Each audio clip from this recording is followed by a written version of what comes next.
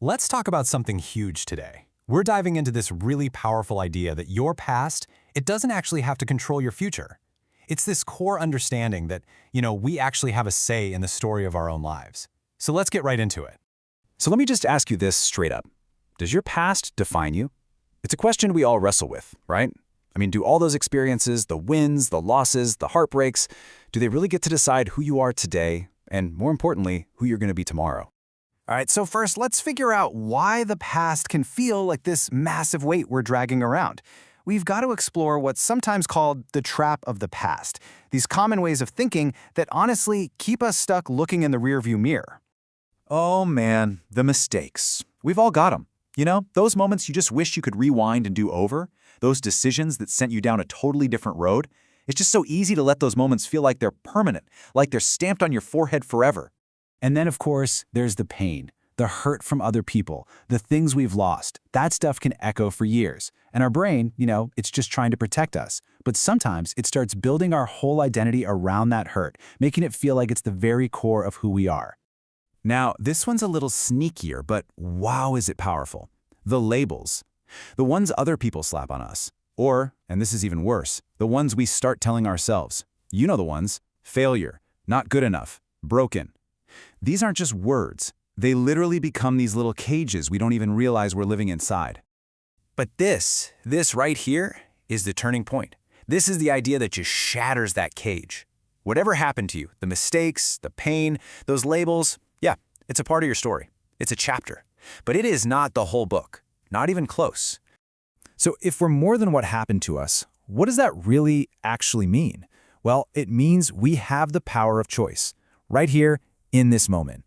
And that brings us to our next section, where we're going to shift from letting the past define us to actually creating our future. And this completely reframes what healing even is. See, it's not about trying to erase the past or fix something that's broken. Healing is just remembering. It's an act of remembering the true, whole person you are that exists completely outside of those experiences. So how do we do it? How do we remember? By using the only thing we actually have, right now, the present moment. Think about it. The past is just a memory, and the future is just an idea. But right now, in this moment, you have the power to make a new choice. Every single second is a fresh start. Look at this. This really lays out the fundamental choice we're facing every day.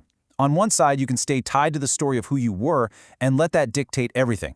Or you can consciously decide that who you choose to be right now is what really matters, and you can act from that place.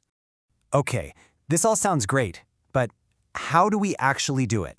How do we put it into practice when we're feeling stuck? Well, this final section is all about that. Let's break down a super simple, totally actionable technique you can use, like today. Seriously, it's this straightforward. When you feel that old story, that weight of the past starting to pull you down, the very first step is just to pause. Stop. Take one single deliberate breath. That's it. What that does is it creates a little bit of space between the old feeling and your next choice. And in that space, you state your new intention. And here's where we're going to get really practical. I actually want you to try this right now, wherever you are. Let's state an intention together. Go ahead. Say it with me. Out loud if you can, or just in your head. Ready? I release my past. I create my future. Just feel the weight of those words for a second. That's not just some nice little phrase. It's a declaration. That's you actively taking your power back from yesterday. So what does that little sentence actually do? Well, when you say, I release my past, you're making a conscious choice. You're choosing to let go of the mistakes, to release the grip of that old pain, and to finally shed those old labels. And when you say, I create my future, you're clearing the way. You're building a new path, and it starts right now. So I'm going to leave you with this final thought. This isn't about some grand 10-year plan. It's about today. It's about right now. Based on the future you want to create, what is the one small, different choice you can make today?